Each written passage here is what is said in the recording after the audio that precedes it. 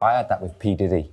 I went over to say hello to P. Diddy, and Jay-Z was there, and Leonardo DiCaprio was sat at the All far right, I side. think you've dropped enough names. That's one misconception about you. There are no misconceptions about me. Diddy's really always been very nice to me. He's a gentleman, isn't he? He's a lovely gentleman. He would be fun to be in the prom group. They won't even give me a permit for the parties, man. They don't want me to throw the parties no more. But we ain't gonna stop. We gonna keep on having fun. I'm an entertainer. I entertain people no matter what time of day, you know, whether you like it or not. What's your prediction on what's going to happen with the Diddy situation? What else haven't we seen? It's a whole nation. You're gonna hear about my parties. They're gonna be shutting them down. They're gonna probably be arresting me, doing all types of crazy things. Starting to act different, huh? You ain't been calling me and hanging out the way we used to hang out. An interview between Justin Bieber and Diddy has recently resurfaced, and it's taking the internet by storm. Diddy wanted the younger star to keep quiet about whatever was happening at their hangouts, and after all the recent allegations against Diddy Combs, people are voicing their concerns. Popular music artist Sean Diddy Combs, responsible for songs like I'll Be Missing You and I Need a Girl, was recently arrested, and new details about the serious situation are coming out daily. It started with the November 2023 lawsuit from one of his ex-partners, and it continued with multiple other individuals coming forward to share their stories of Diddy's misconduct, and the latest development is a 2011 Jimmy Kimmel live interview resurfacing. Kimmel is interviewing Combs and a young Justin Bieber. At this point in time, Bieber was quite close to Combs, it seems, good friends. Combs even referred to Bieber as a little brother throughout the interview. Still, the age difference between the two is staggering, about 24 years. So of course, Kimmel questioned how this duo even came to be, asking if the pair were possibly working together, to which Diddy denied, instead sharing that the two became friends in a strange way. I mean, I think that we've become friends in a strange way, you know. Like Robin Big. No real elaboration on that statement. Diddy just kind of continues on, saying that Bieber is like a little brother to a lot of people in the music industry. He will call up Diddy and presumably others in the industry for advice when needed, and then his next statements just start feeling a little bit icky with everything the public now knows about him. Diddy starts talking about how himself and others in the strong family that is the record industry want to keep their arms around Justin and protect him because he is such a nice person. And he's somebody that, you know, we definitely have our arms around and we want to protect him. Back in 2011, when this interview came out, these statements raised no red flags as far as the public knew. Diddy was a great guy, a big help to a rising star, and a music icon. In fact, people clapped for him in the interview because, well, these are nice things to say about a 16-year-old Bieber. However, in 2024, with everything we now know about Combs and his behind-the-scenes lifestyle, his comments are way more off-putting and uncomfortable. Justin appears to be pretty at ease during the interview, joking around with Combs and Kimmel. When Kimmel plays off the little brother comments by suggesting Combs buy Bieber a car like he did his actual son, Bieber is quick to play along, saying, "He got me a Lamborghini, I haven't gotten it yet though." This is somehow the moment that shifted the conversation into questionable territory. Kimmel asks when the car is coming, to which Diddy responds that Bieber had the Lamborghini for a day or two, and this is where it gets weird in 2024, and he had access to the house, and he knows better than to be talking about the things that he does with Big Brother Puff on national television. Everything ain't for everybody. This is met with lots of laughter from the audience because who would have ever thought that anything shady could be going on behind the scenes with this guy? This entire conversation and interaction is likely referring to the 48 hours Diddy and Justin had spent together around this time. That's right, a young Justin Bieber was left in Combs' care for a full 48 hours. Now, how did that even happen? Well, there is an explanation out there. Nowadays, musicians' YouTubes are more for uploading music videos or some behind the scenes content, but 15 years ago, vlogs were super common and uploaded pretty frequently by big stars, including Bieber. He did in fact shoot a quick 2-minute video with Diddy, and it is in fact still up on Justin Bieber's YouTube channel today. So let's get into it. The video starts out with Diddy and Bieber looking at a luxury car, which is, you guessed it, a Lamborghini, just like they were talking about in the Kimmel interview. In the vlog, Diddy is shown telling Justin that when he turns 16 to come back down to use the car, even saying the keys would be his. And that makes some of those Kimmel comments make a lot more sense. But how did Bieber even end up in the position to be hanging out with Diddy anyways? The caption of the vlog explains that, saying that Justin had produced a song for Combs that he wanted to show him, and the Beliebers got his attention and made it happen. As the mini vlog continues, Combs and Bieber start discussing what they're gonna do. I mean, Combs is almost 40 and Bieber hasn't hit 16 yet, so really, what are they gonna do? Combs' answer to that question is, where are we hanging out and what we doing we can't really disclose, but it's definitely a 15-year-old's dream. Where we hanging out and what we doing, we can't really disclose. It's definitely a 15-year-old's dream. And I think collectively we're all hoping it was paintball and music producing, but still, that is a very concerning statement from Combs. Combs continues on sharing that he had custody of Bieber for the 48 hours he was with him, and then shared how he had legal guardianship of Usher when he produced his first album. The short video finishes with Diddy promising that him and the young star were going to go full crazy. Bieber suggested they start the 48 hours by going to get some girls, to which Diddy responded, "Man after my heart." He's with me, so and we gonna go full crazy. Going crazy. All in all, this video could not have aged worse. It's surprising that the video is even still up on Justin's channel, and even more surprising, the comment section is still active. Many users are commenting their concerns over the contents of the conversation. One user bringing up the fact that despite this video being up almost 14 years, no one's questioned it till now. We don't know exactly what happened during those 48 hours, however, something weird must have went down because it seems Justin stopped contacting Combs afterward. Diddy visited Bieber in studio a little while after the 48 hours, and Justin looked noticeably less at ease than he had in that first vlog together. Diddy also seemed to be getting on Justin's case for not contacting him or staying in touch as much, which is an odd thing to be requesting from someone almost 24 years your junior. Diddy is still getting on the young star's case, suggesting that because he's a big deal now, selling out arenas and everything, that's why he stopped calling and that's why they stopped hanging out. Selling out arenas and everything? Starting to act different, huh?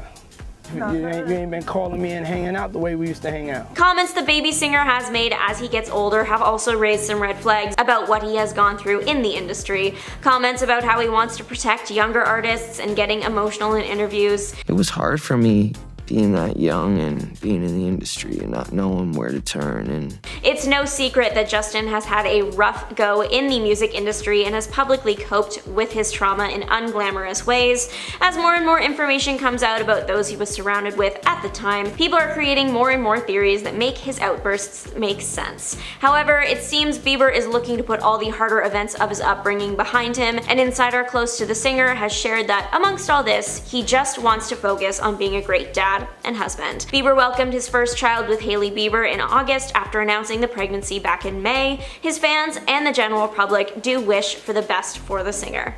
The same cannot be said though for Sean Diddy Combs, of course, and as the charges and evidence continue to pile up against him, he loses public favor with every passing day.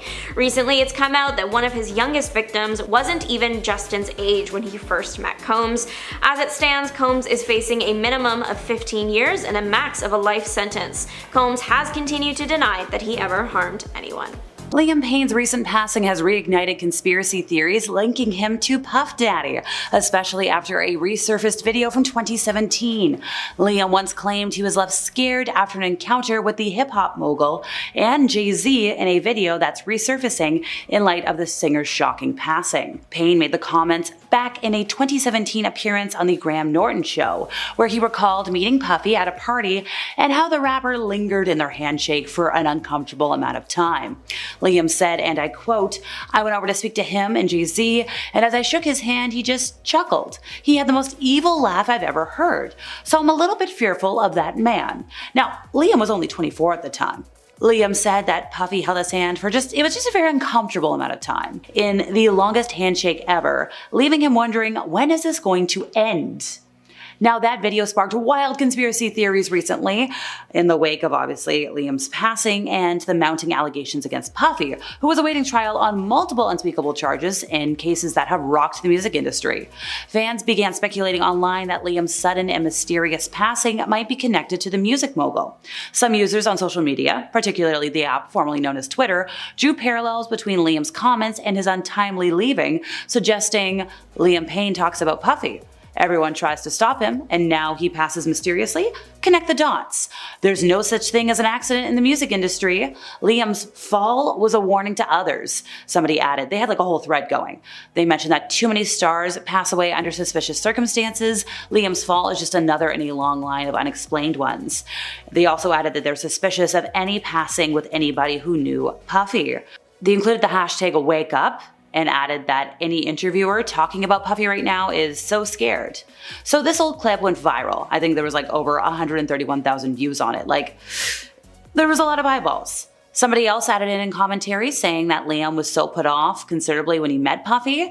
And well, once again, Liam is sadly no longer with us, and they don't think that's a coincidence, but they were just putting that out there. Yet another user shared a clip saying, Liam talking about Puffy? Now they've shut him down. And somebody else even said, like, isn't it funny how this video was circulating last week online and now he's no longer with us? Now, somebody else suggested, without providing evidence of their claims, that maybe Liam would have been asked as a witness to the upcoming trials. Which, by the way, 5 new federal civil lawsuits have been filed against Puff Daddy over the last weekend, bringing forth a fresh new wave of accusations against the producer dating between the year 2000 to 2022. Among the plaintiffs, 2 are men, 3 are women, and all of these alleged incidents reportedly occurred at parties that were hosted by the mogul. Liam's interview wasn't the only time he mentioned this unsettling encounter, by the way. In a different 2017 interview with Kiss FM's Kyle and Jackie O, he again spoke about his run-in with Puffy at a celebrity-packed event that also included Jay-Z and Leonardo DiCaprio. He described it as the most daunting celebrity experience, reiterating the strange handshake and the unsettling chuckle. He also admitted that he had approached Puffy, believing he would be the safest out of the trio, which, what does that mean? And in retrospect, he realized he missed the mark. Obviously, this is all resurfaced following the news of Liam's untimely passing away in Argentina after he fell from a 3rd-floor balcony at his hotel and suffered a fractured skull, amongst other injuries. Liam, who quickly rose to stardom as a member of popular British boy band One Direction and grappled with intense global fame while still in his youth, sent shockwaves across the world as investigators continue their investigation. As fans and media descended upon the Casa Sur Hotel in the trendy Palermo neighborhood of Argentina's capital, the forensics unit worked inside, collecting evidence. The local police said they found Liam's hotel room in complete disarray with packets of a central nervous system depressant, as well as energy supplements and other over-the-counter items all around the room, and various items broken. They added that there was a broken bottle, there was a lighter, there was a cell phone that were retrieved from the internal hotel courtyard where Liam's body was sadly found. Police said they had rushed to the hotel Wednesday in response to an emergency call just after 5 p.m. local time that had warned of an aggressive man who could be under the influence of some sort of harmful substance. A hotel manager could be heard on a 911 call recording that was obtained by the Associated Press, saying the hotel had a guest who was overwhelmed, he was destroying the entire room, and, well, we need you to send someone, please. The manager's voice becomes more anxious as the call goes on, noting the room has a balcony. A photo provided by the police from inside Liam's hotel room really did show all the smashed upness and the debris and just how sad things were. You could see the TV was situated at an angle, there was a very large break visible in the middle of the screen. One Direction was famously assembled by British producer Simon Cowell after he saw Liam and 4 other talented young men, Harry Styles, Zayn Malik, Louis Tomlinson, and Niall Horan, audition for the UK version of The X Factor. Individually, they weren't good enough, but Simon thought together they were a sensation. Called 1D by their fans, the Directioners, they became a global phenomenon as the first group to have its first 4 albums debut at #1 on the Billboard 200 on the Billboard charts. Their massive fan base, once again, Directioners, propelled the pop group to more than 50 million records sold before the members parted ways to pursue solo careers. They were known for songs like What Makes You Beautiful, Best Song Ever, Story of My Life, and Liam has previously spoken out about the mental weight of all that fame. He said, "I don't think I struggle in the sense of what you would naturally think of when I'm walking down the street with every person stopping me." He mentioned that, it happens sometimes, but it's mainly mentally where you struggle with it. It's the getting ready, always knowing that you will be photographed. Zayn Malik was the first to depart the band, though, in 2015, and everybody else followed suit. Liam released his first solo album in 2019, titled LP1, and last year he did announce plans for a new album and tour that were later postponed after he suffered from a kidney infection. In recent years, Liam has acknowledged struggling with addictions, saying in a YouTube video that was posted in July of last year that he had been sober for 6 months after receiving treatment. English singer Rebecca Ferguson, who reached the final of the British show The X Factor, same year that One Direction was competing, has called out the exploitation and profiteering of young stars and the negative impacts of fame in tribute to Liam. She mentioned that they both met at Euston Station in London and shared the taxi together to the audition. They were young, they were innocent, they were unaffected by fame. This was all a statement that she wrote on Twitter. She said, "I can't help but think of that boy who was hopeful and looking forward to his bright future ahead. If he hadn't jumped on that train and jumped in that taxi," she says, "I believe he would be alive today." Now, Liam was really young when he first auditioned for X Factor, and he had to return a couple years later. It was 2010, then he was like a good age. He returned for a second audition, and that's how we got One Direction. In terms of reality TV, Fremantle UK, the production company that oversees a lot of shows, they did mention that they postponed auditions after the passing away, saying their thoughts are with Liam's friends, family, and all who loved him.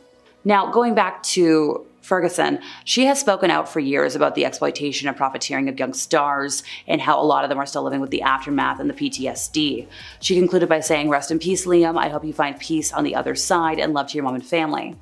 When Liam was talking about the exploitation, he mentioned back in 2021 on the Diary of a CEO podcast that him and his band members were often locked in their rooms due to their popularity, which led him to start to enjoy drinking and having parties for one, and that carried on for many years as part of his life. In another interview in 2019 with British broadcaster Sky News, he said he felt quite lucky to still be here, which was something he had never shared at that point. His family has released a statement saying they are heartbroken by his passing. Liam will live forever in their hearts. They'll remember him for his kind, funny, and brave soul. They were supporting each other best they could. They were asking for privacy and space, which they absolutely deserve. More tributes have been rolling in. Paris Hilton said it was so upsetting to hear the news of the passing. She sent her love and condolences to his family and loved ones. Rolling Stones guitarist Ronnie Wood remembered working with Liam on a performance on The X Factor.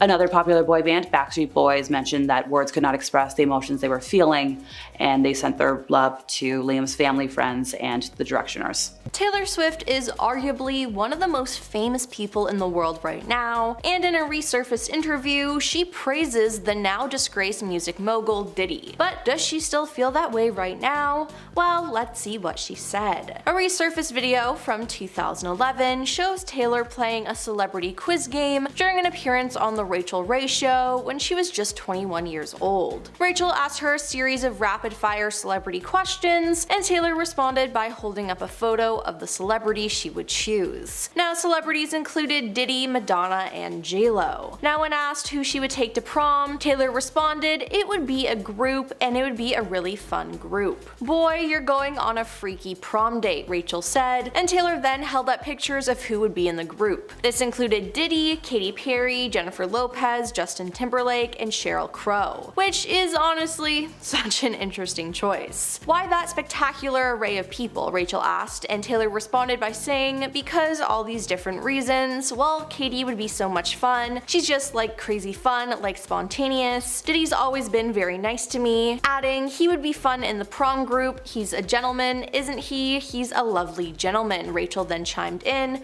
and Taylor agreed. Now, these comments resurfaced and made headlines after the clip was shared in a since deleted TikTok video, and several fans claimed the clip didn't age well. "As a millennial, we looked up to those people. We didn't know what was really going on. This is like fearless speak now Taylor. She's like 19 to 21 here," one person commented. "Back when we were so naive," a second added, while a third wrote, "This aged like milk." Now, Taylor has been seen with Diddy in passing, like how they took a photo together at the 2023 VMAs, but she hasn't been attached to any of his parties or hanging out with him outside of award shows. It just seems like bad timing that she said this in the past, considering what we know now. Diddy has been served with lawsuit after lawsuit the past 2 years, and in March his houses were raided by the FBI. Later in September, he was arrested for running a crime ring, and he's also had over 20 lawsuits filed against him for how he mistreated and took advantage of people. Since then, details have come out about what the star was doing doing, and it's honestly just disgusting. Now, most of these incidents actually took place at his infamous parties. While a handful of celebrities who attended his parties say they never saw anything suspicious, it's been revealed that there were different tiers when it came to his parties. One was general admission, and then there were the more exclusive circles, and this is allegedly where the crimes took place. Former music industry insider Tom Swoop broke this all down on his YouTube channel. He said the entrance to the inner circle was where the real partying went on.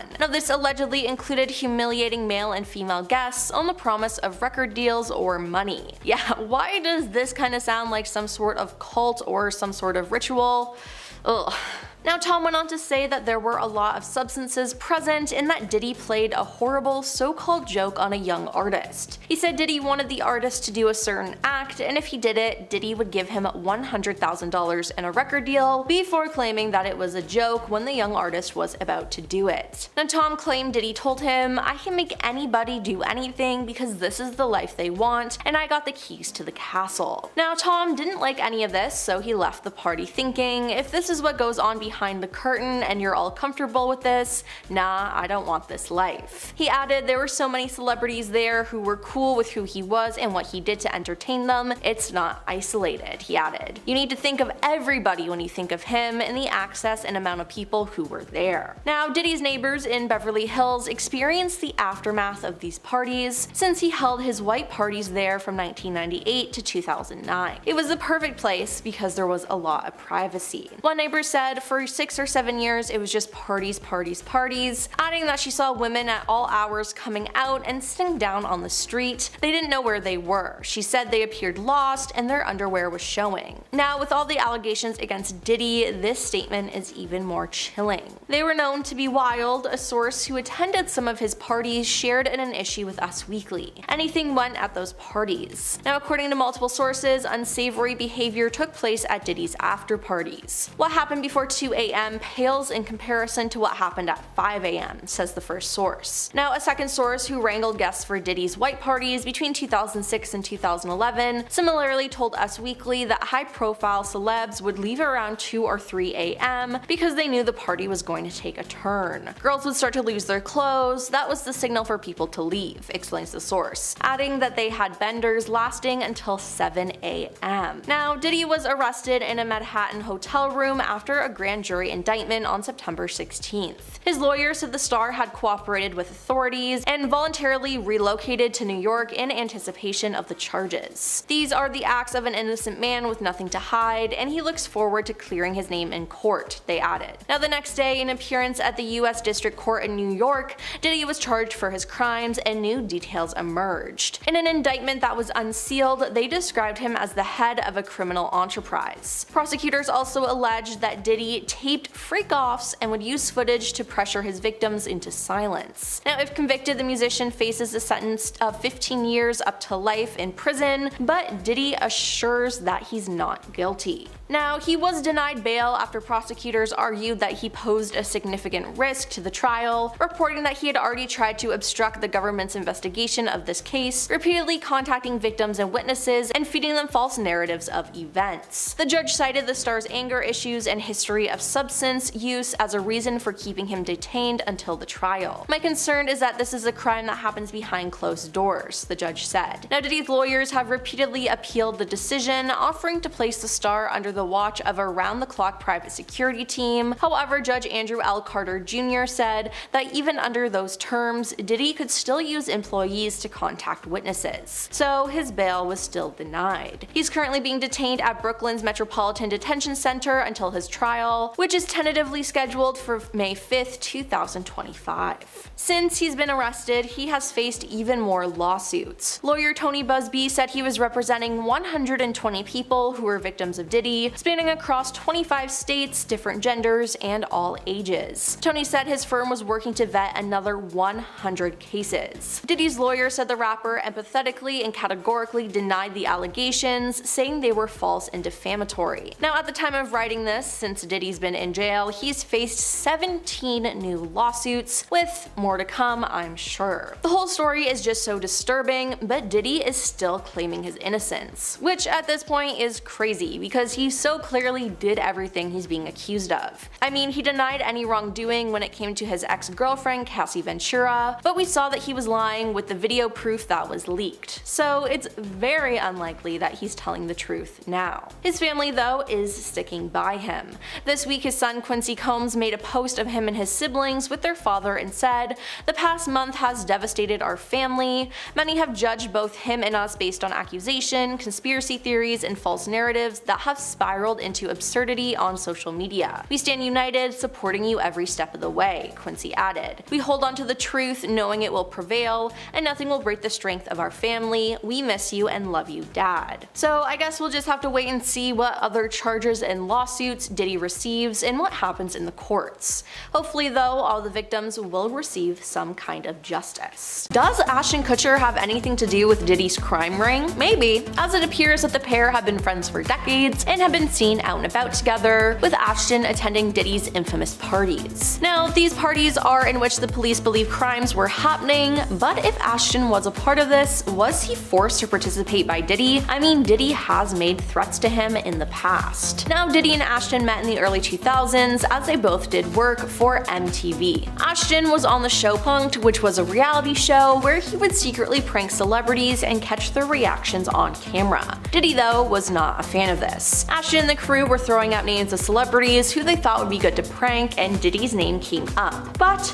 somehow, Diddy was made aware of this and confronted Ashton, telling him not to prank him. Later, in a joint interview in 2018 with James Corden, Diddy and Ashton spoke about what happened. Diddy said, "I gave Ashton a call one day and said, 'I heard you're going to punk me, and I just don't think that's a good idea. If you do that, that will not end well for you. But I think we should work out a deal.' Then their friendship bloomed." I'm not sure though, with Diddy starting off with a threat like that, I don't think he'd want to be friends. Also, what kind of deal was Diddy talking about? With everything we know now about the rapper, that is just suspicious. Now, later in the conversation, Corden asks what happens on the other side of that velvet rope, what's going on inside that party. Diddy then laughs and said, "This was before social media, so things were a little bit more private. It was a gorgeous time to grow up." And yeah, it was good for him, because no one was able to document his crimes and post them everywhere or expose and cancel him for all of the horrible things that he did. Later on in the interview, he named his 30th birthday party as his best party, saying that Beyonce and Donald Trump were in attendance. He then added that he was no longer in contact with the then president. "I just tried to lead by example," he said. "It's a wake-up call to take accountability for the future of America and the future of the world." Corden then said, "I don't want to speak out of turn, but are we looking at a Diddy Kutcher 2020 ticket here?" Diddy laughed at the idea, saying, "I don't think it would be in the country's best interest to have me in charge," and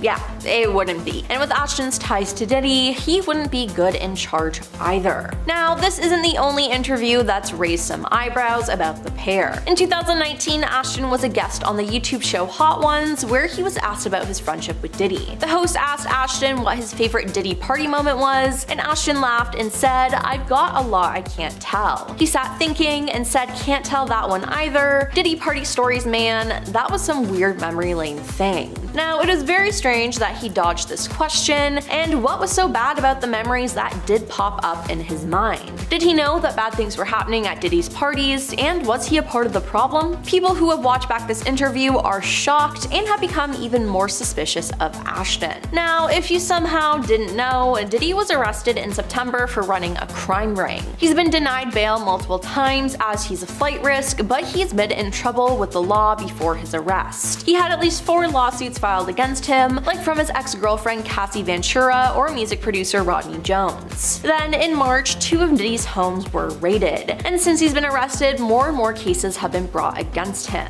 His trial is set for May 2025, but that might change depending on how many more people come forward about the star. It's been said from sources that Ashton is actually scared of what Diddy could say and that he might try to drag the actor down. An insider source revealed to Daily Mail that Ashton absolutely absolutely regrets his friendship with Diddy considering what has happened. He feels lied to, betrayed, taken for granted, and manipulated. They continue by saying everyone who is close to Diddy fears the possibility of Diddy making up false allegations to clear his own name. Although Kutcher is frightened by the prospect of being involved in the case, he is also prepared to completely cooperate with the authorities because he has nothing to hide. But I don't know. I feel like a non-guilty person isn't worried about being framed for being taken down for something that's complete lies. I think Ashton is definitely hiding something and is more involved than we think, and we'll just have to see how this all plays out. But on the other hand, last week a source told TMZ that Ashton has nothing to worry about. A source alleged to the media outlet, "This narrative has got to stop. Ashton has nothing to do with this, zero involvement, zero knowledge of Combs' activities." The source added, Ashton, like everyone else in Hollywood, attended a Diddy party 20 years ago.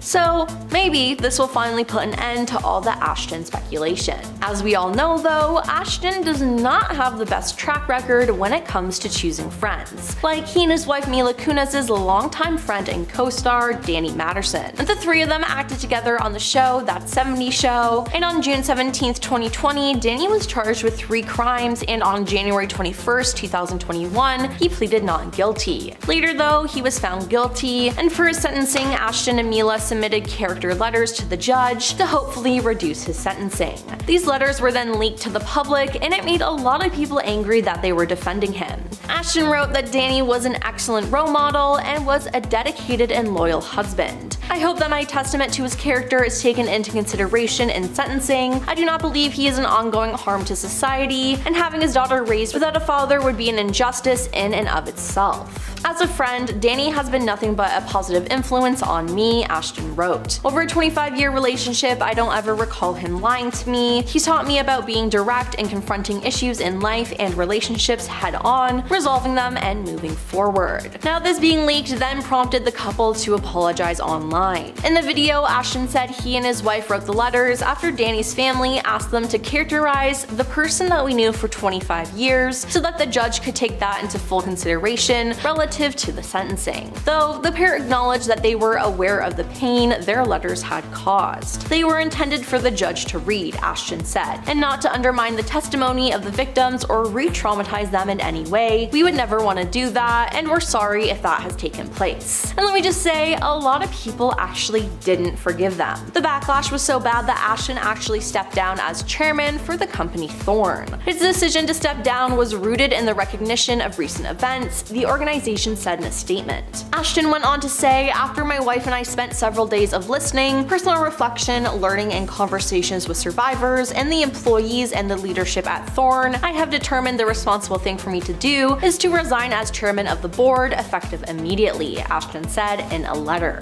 It seems like with everything that's happened with Danny and Diddy, Ashton doesn't surround himself with the best people. So what does that make him?